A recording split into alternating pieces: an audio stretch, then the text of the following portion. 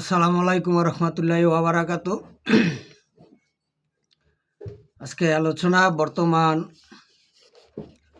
যে বিশ্বের রাজনীতি এবং চলছে ইরান, ফিলিস্তিন, আমেরিকা, ইসরায়েল, লেবানন সহ আজকে বিশ্বে মুসলিম রাষ্ট্রগুলোর উপর যেভাবে আমেরিকা, ইসরায়েল সন্ত্রাসী হামলা চালিয়ে যাচ্ছে আমরা দেখতে পাচ্ছি। এই সন্ত্রাসী হামলার তীব্র নিন্দা ও প্রতিবাদ জানাই। আর এই আমেরিকা, ইসরায়েল যে কী কারণে যুদ্ধ করছে, আজকে আমেরিকা সরাসরি কেন যুদ্ধে জড়াচ্ছে, সেগুলো যদি আজকে আমরা বিশ্লেষণ করতে যাই, সেখানে আমরা দেখতে পারি বা বুঝতে পারছি যে এটা যে দ্বিতীয় বিশ্বযুদ্ধের সময় যে হিটলার 60 লাখ ইহুদি মেরেছিল এবং ইংল্যান্ডের এই আব্রাম শহর থেকে তাদেরকে বিতাড়িত করেছিল, আর ফিলিস্তিন একটি মুসলিম রাষ্ট্র হিসাবে তাদেরকে আশ্রয় দিয়েছিল। আর সেই ফিলিস্তিনের আশ্রয় দেওয়ার সুযোগকে আমেরিকা কাজে লাগিয়েছে। আমেরিকা তখন তারা একটি ছক এঁকে রেখে দিয়েছিল যে ভবিষ্যৎ এই বিশ্বে মাতাব্বরি করতে হলে, অর্থনীতিতে স্বয়ংসম্পূর্ণ হতে হলে এই ইহুদিদেরকে হাতে রাখতে হবে এবং এই ইসরায়েলকে ইহুদিদের রাষ্ট্র হিসাবে স্বীকৃতি দিতে হবে। আর যখন ইসরায়েলকে ইহুদি রাষ্ট্র হিসাবে স্বীকৃতি দেওয়া হবে, তখন সারা বিশ্বর মুসলিম রাষ্ট্রগুলো তারা একত্রিত হবে, ফিলিস্তিনের পক্ষে আসবে, ইসরায়েলের বিপক্ষে তারা যুদ্ধ করবে। আর সেই যুদ্ধের সরলতার সুযোগ নিয়ে আমরা আমেরিকা অস্ত্র ব্যবসা করবে সেই সিদ্ধান্ত তারা করেছিল। আজকে সেটাই আমরা বুঝতে পারছি। এই আমেরিকা অস্ত্র বেচাকিনি করে অর্থনীতিতে স্বয়ংসম্পূর্ণ হওয়ার জন্যই এই একটি চক্রান্ত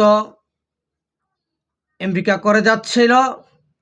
আর আজকে সেই চক্রান্তকেই আমেরিকা বাস্তবায়িত করছে, যেখানে ইসরায়েলকে তারা অস্ত্র দিচ্ছে এবং ইসরায়েলের সাথে সম্পৃক্ততা করে বিভিন্ন মুসলিম রাষ্ট্রগুলোর উপর আজকে আমেরিকা হামলা চালাচ্ছে, সন্ত্রাসী হামলা করছে, মানবাধিকার লঙ্ঘন করছে, বিশ্বের মুসলিম নেতাদেরকে হত্যা করছে। আজকে সেটা আমরা দেখতে পাচ্ছি।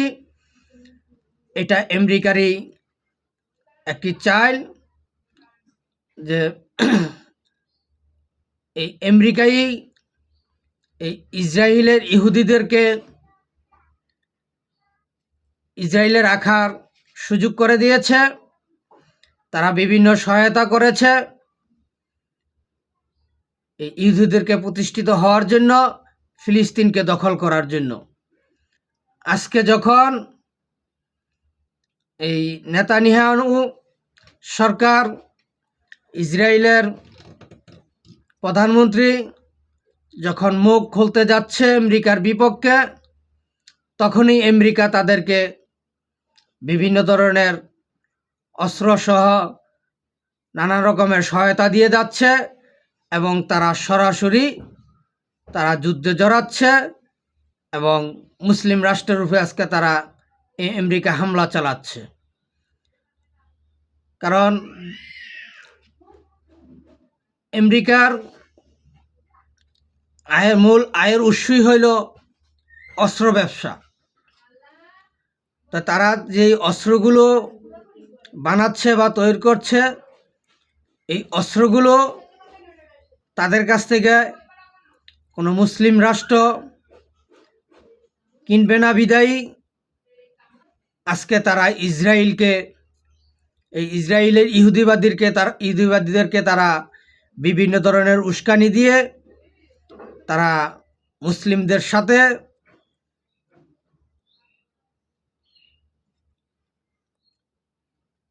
মুসলিমদের সাথে যুদ্ধ বাঁধিয়ে দিচ্ছে এবং পিছন থেকে এতদিন তারা নানা ধরনের অস্ত্র সহায়তা সহ বিভিন্ন ধরনের সহায়তা দিয়ে আসছে। আজকে তারা সরাসরি মুসলিমদের বিপক্ষে তারা যুদ্ধ চালাচ্ছে। এই আমেরিকা ইরান লেবাননের উপর হামলা করে তারা প্রমাণ করেছে যে তারা ইসরায়েলের ইহুদিদের সাথে একত্রিত হয়ে বিশ্ব মুসলিমদের বিপক্ষে তারা যুদ্ধ করছে। তাই এই জন্য আমি সারা বিশ্বের মুসলিম দেশগুলোকে আহ্বান করছি, অনুরোধ করছি, আপনারা সবাই একতাবদ্ধ হন, ঐক্যবদ্ধ হন এবং এই ইহুদি বিদ্বেষ চক্রান্তকারী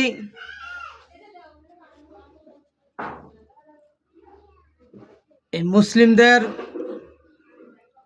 যে বিপক্ষে আজকে যারা কাজ করছে তাদের বিরুদ্ধে আপনারা সবাই সোচ্চার হন, রুখে দাঁড়ান, তাদেরকে প্রতিহত করুন। এখনও সময় আছে, কারণ বিশ্বে আমাদের যে মুসলিম দেশগুলো আছে, আজকে এই মুসলিম দেশগুলো যদি প্রত্যেকটা দেশ ইরান ফিলিস্তিনের পাশে দাঁড়ায়, একত্রিতভাবে এই আমেরিকা ইসরায়েলের ঘাঁটিগুলোতে যদি তারা হামলা করে, অবশ্যই এই আমেরিকা ইসরায়েল এই যুদ্ধ থেকে পিছু হটতে বাধ্য হবে।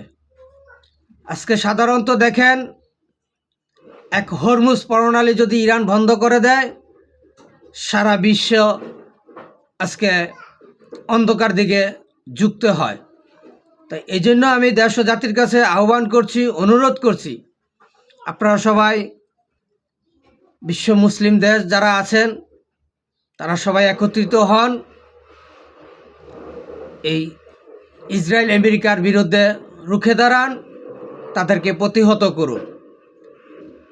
কারণ এই দুটি দেশ সারা বিশ্বকে অশান্তিতে ফেলে রাখছে।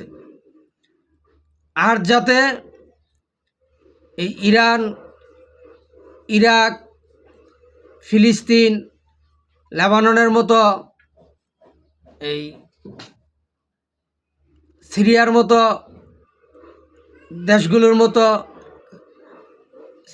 এই সমস্ত দেশগুলোর মতো আর যাতে কোনো দেশকে এই আমেরিকা ইসরায়েলের আগ্রাসনে পড়তে না হয়, সেজন্য আমি বিশ্বের সমস্ত মুসলিম দেশগুলোকে একতাবদ্ধ হওয়ার, ঐক্যবদ্ধ হওয়ার আহ্বান জানাচ্ছি, অনুরোধ জানাচ্ছি।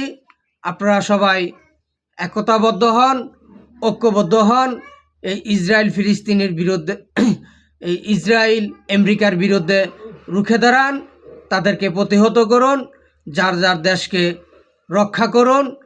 আজকে এখানেই, এই পর্যন্তই। আমার কথায় যদি কোনো ভুল ত্রুটি হয়ে থাকে, দয়া করে আমাকে ক্ষমার দৃষ্টিতে দেখবেন, আমার ভুলগুলো সংশোধন করার সুযোগ দিবেন। এই বলি শেষ করলাম। জয় বাংলা, জয় বঙ্গবন্ধু, জয় হোক সর্বস্তরের সচেতন জনগণের। আসসালামু আলাইকুম ওয়া রাহমাতুল্লাহি ওয়া বারাকাতুহু।